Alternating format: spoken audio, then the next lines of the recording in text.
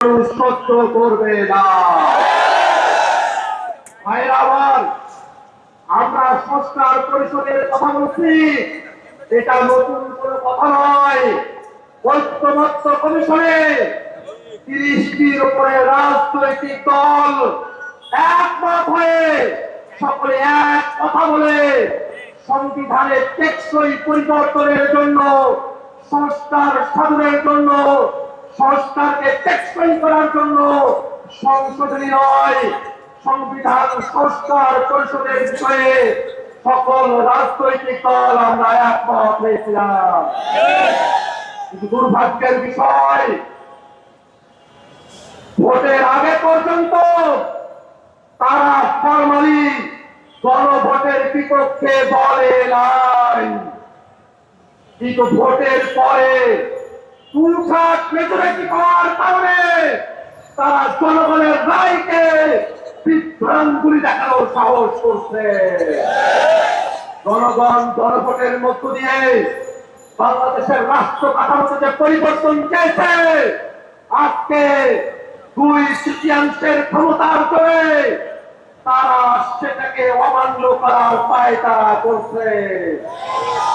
ভাইরাবার, তারা সংবিধানের কথা বলছে, আমরাও বলি দেশ পরিচালনা করতে সংবিধান লাগবে, কিন্তু সেই সংবিধান ৭২-এর মুজিববাদী সংবিধান না। সেই সংবিধান শেখ হাসিনার সংবিধান না। সেই সংবিধান কোন দল বিএনপির সংবিধান না। দেশ পরিচালনার জন্য সংবিধান লাগবে, সেই সংবিধান হতে হবে জনগণের সংবিধান।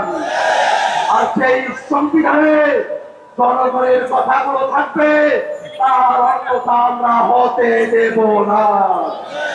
আমরা তো বুঝি আপনারা সংস্কার চান না, গণভোট চান না, তার পেছনের কারণ হলো আপনারা বাংলাদেশের রাষ্ট্র ক্ষমতাকে, বাংলাদেশের সাংবিধানিক প্রতিষ্ঠানগুলোকে এক ব্যক্তির করায়ত্ত করে রাখতে চান। গণভোট মেনে নিলে সাংবিধানিক প্রতিষ্ঠানগুলোতে নিয়োগ স্বচ্ছ হবে, আপনাদের কর্তৃত্ব এককভাবে থাকবে না, সেই কারণে আপনারা গণভোট চান না। গণভোট মেনে নিলে তত্ত্বাবধায়ক সরকারের অন্তর্বর্তীমূলক সম্মিলিত ভাবে একটা কাঠামো আসবে, আপনারা সেটা চান না। গণভোট কার্যকর হয়ে উচ্চ কক্ষ হবে ভোটের বিহার অনুযায়ী, আপনারা সেটা চান না। আপনারা মৌলিক কাঠামোর পরিবর্তন চান না, এই কারণে গণভোট চান না। আমরা বলতে চাই, সংসদে আপনাদের সংখ্যাগরিষ্ঠতা থাকতে পারে, কিন্তু বাংলাদেশের জনগণ 70% সংখ্যাগরিষ্ঠতা নিয়ে রাজপথে আছে। এই জনগণকে কোনোভাবেই অমান্য করে আপনারা টিকে থাকতে পারবেন না। আপনাদের পতন নয়, আপনাদের সুন্দর পদক্ষেপের অপেক্ষায় জাতিকে সাথে নিয়ে আমরা অপেক্ষা করছি। সংসদে রাজপথে কথা হবে সংস্কারের জন্য। ইনকিলাব জিন্দাবাদ।